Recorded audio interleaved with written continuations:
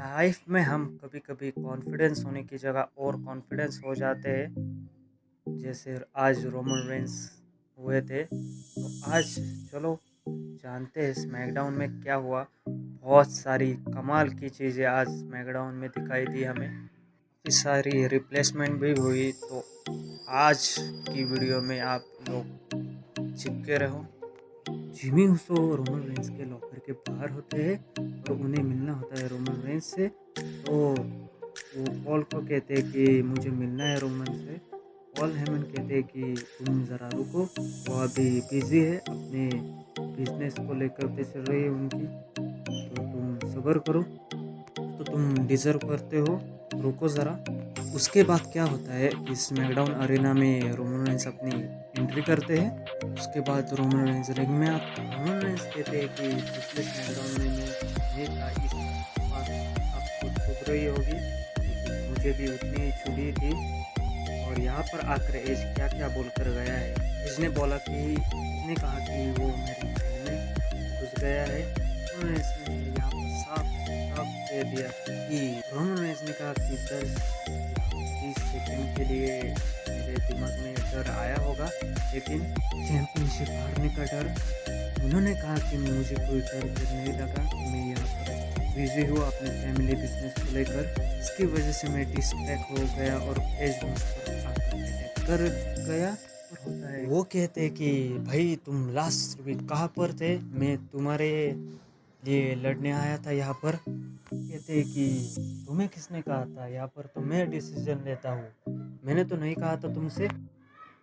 Jimmy उसको कहते हैं कि तुम हॉलीडे पर थे, लेकिन रोमन कहते हैं मैं वेकेशन पे नहीं था, मैं एक काम कर रहा था जो कि तुम्हें करना चाहिए था।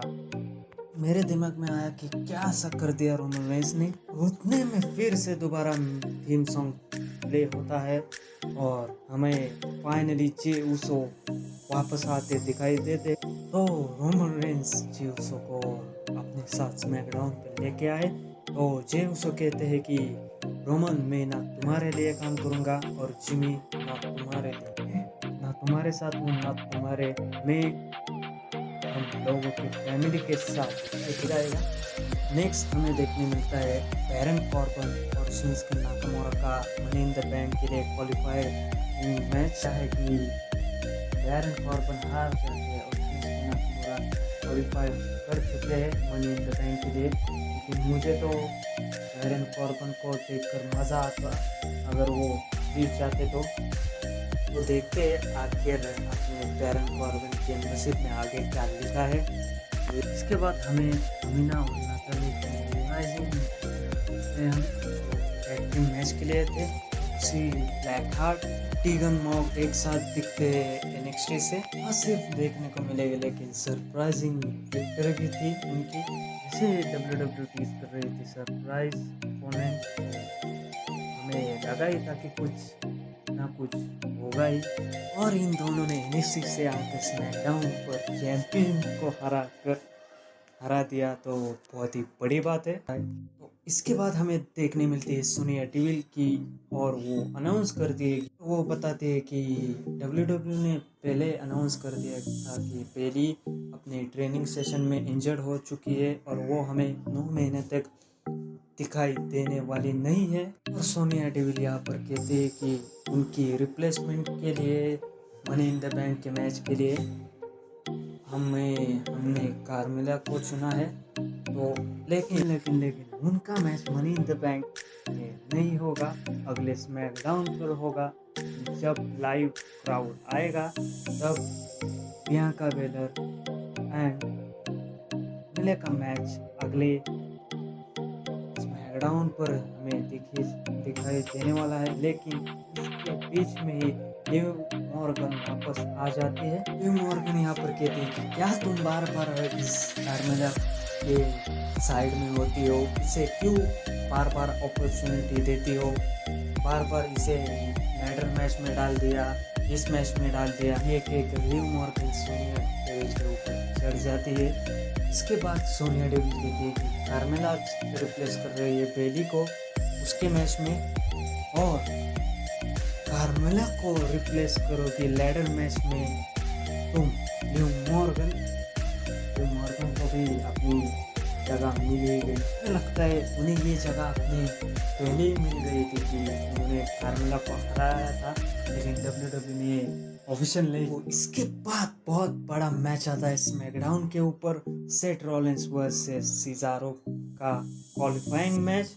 हम सब लोगों को लगता था कि ये मैच तो सेथ रॉलिंस से ही जीतने वाले हैं, या फिर ऐसा भी हो सकता था कि उन्हें रोमन रेंस और एज के मैच के बीच में डाला जाएगा, यानी ट्रिपल थर्ड मैच होना ऐसा लग रहा था हमें लग रहा था, क्योंकि सीजारो की नहीं लेकिन सेथ रॉलिंस की फैन फॉलोइंग ज़्यादा है।